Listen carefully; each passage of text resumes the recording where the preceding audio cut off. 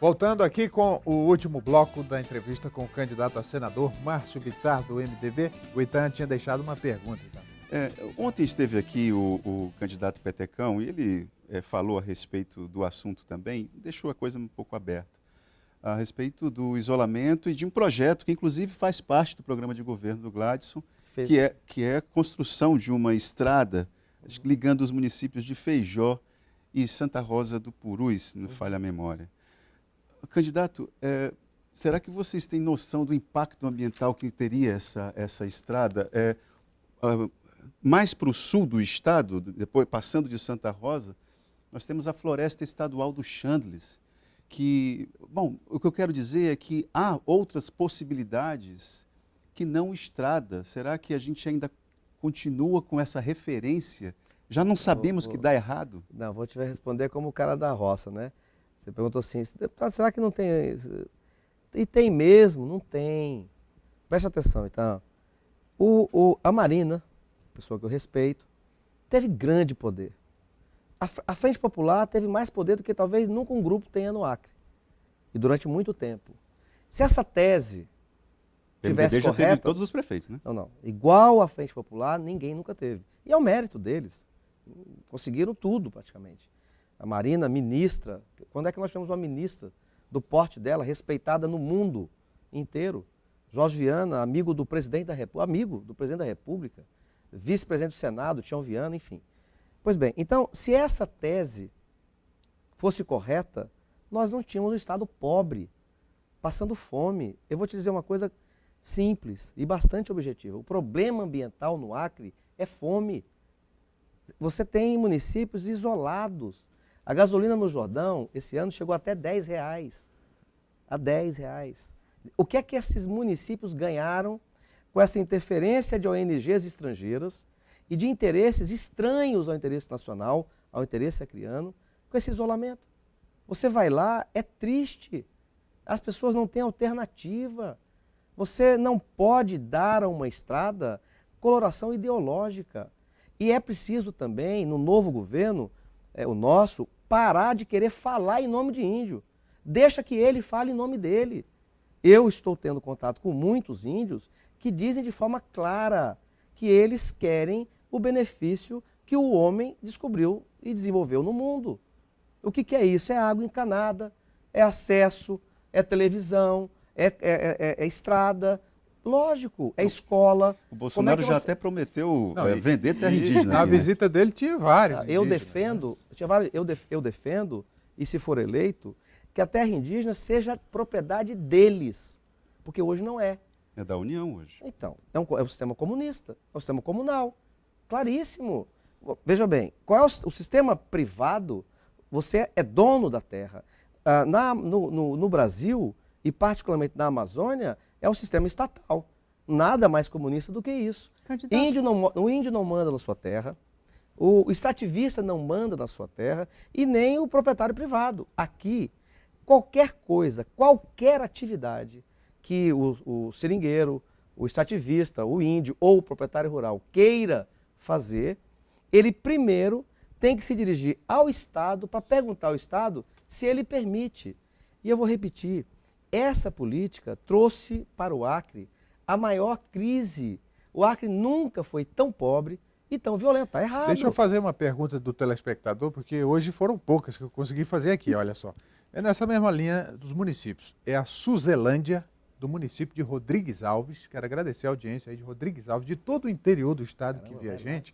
E a gente aqui da capital tem uma tendência de esquecer um pouco o interior. Eu falo até por mim, assim, a gente fala com todo mundo, mas não lembra de quem está lá no interior. Porque antigamente também os programas eram só aqui, né? Agora a TV Gazeta chega em quase todo o estado. Então a Suzelândia, eu quero usar a pergunta dela para exemplificar uma situação. Ela fala que lá no município eles são esquecidos porque ela generaliza. Prefeitos, deputados, não olham para o município com esse carinho. E aí eu pergunto a você, se for eleito senador, sobre a mudança desse pacto federativo, que é muito injusto com o município em alguns aspectos. Muito. Não é? Como é que você vê esse desafio? Não, muito. Eu defendo uma federação que volte, vamos dizer, o espírito de uma federação não está sendo cumprido no Brasil. Veja bem, o combate ao crime organizado, de quem que é a responsabilidade?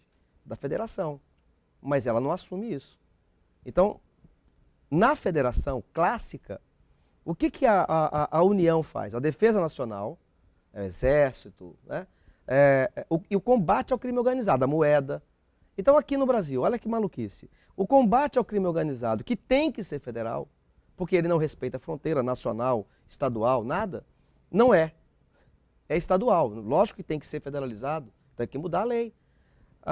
Ao mesmo tempo, você pega municípios que para fazer uma ruazinha, tem que pedir dinheiro de Brasília.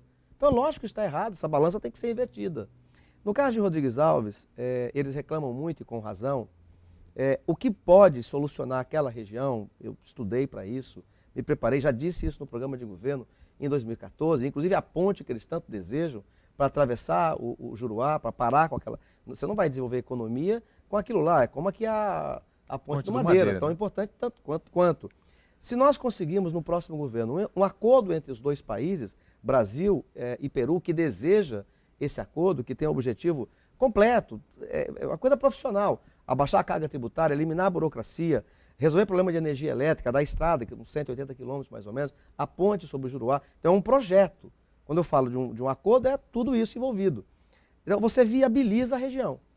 Inclusive, você andando daqui para lá, você entra no estado, você pega terras planas, que podem receber máquinas, vocacionadas para a agricultura. Você continua a BR, você começa a chegar para a Sena Madureira, onde meu pai tinha propriedade, já começa a ser muito ondulada. Depois você vai para Feijó e Tarauacá, é ondulada pra caramba. Mas quando você chega no Juruá, ela volta a ter uma extensão de área mais plana, vocacionada à lavoura, porque você pode mecanizar para otimizar. Então, a saída dessa região do estado, a meu ver, está nessa parceria que eu venho defendendo há muitos anos e que, se for eleito senador da República, vou querer participar da Comissão de Relações Exteriores, porque é lá que você vai tratar deste assunto, porque você não faz isso sem os executivos e sem os parlamentos dos dois países. E agradecer a moça que está perguntando lá de Rodrigues Alves. Não, muito obrigado. Eu queria falar, pegando aquele gancho das terras indígenas, né, que você falou aí que deveria ser dos índios, os índios serem proprietários. Eu queria saber se isso seria extensivo ao cidadão comum, por exemplo, que também não é proprietário do subsolo, né? Eu concordo. Eu acho que no Brasil, diferentemente dos Estados Unidos, o sujeito não é dono do seu subsolo. Se dependesse de mim, ele seria dono do seu subsolo. E se ele descobre uma riqueza, ele no mínimo tem direito à royalty dela, como é o caso das reservas indígenas norte-americanas e canadenses, por exemplo. Se você tem uma riqueza, por exemplo, a reserva indígena lá, se ela tem uma riqueza importante para o país, ela não pode não usar. Ela não pode decidir de forma unilateral. Mas ela é dona e ela vai receber.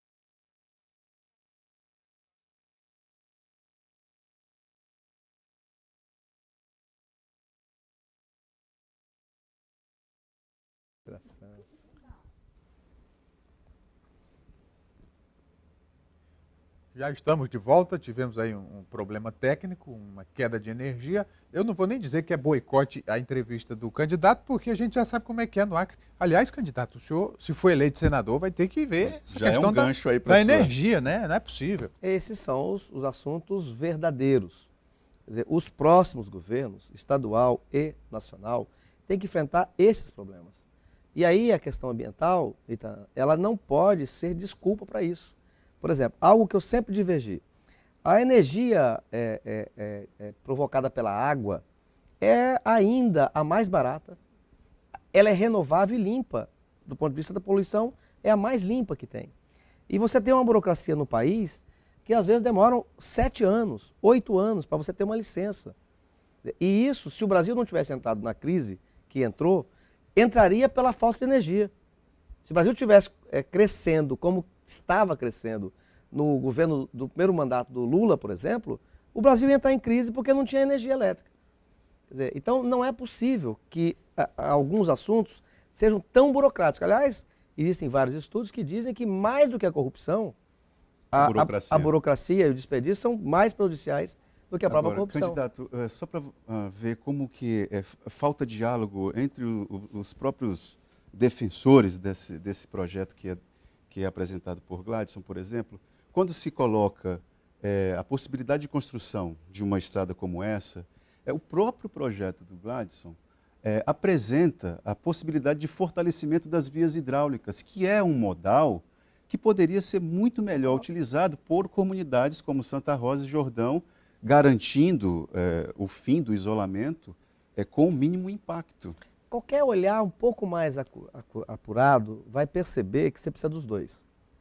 O problema no Brasil, grave, por exemplo, é que o Brasil fez uma opção por transporte rodoviário exclusivo quase.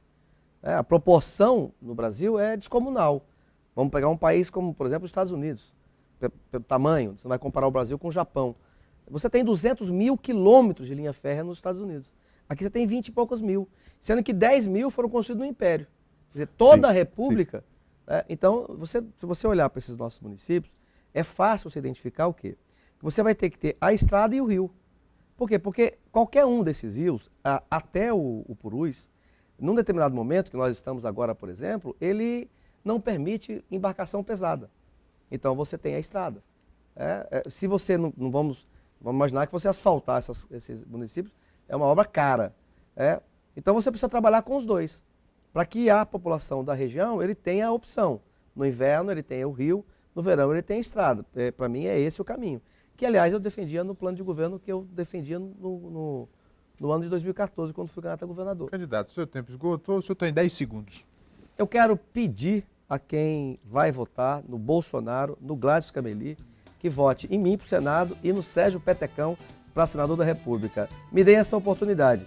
Um abraço, fiquem com Deus, muito obrigado.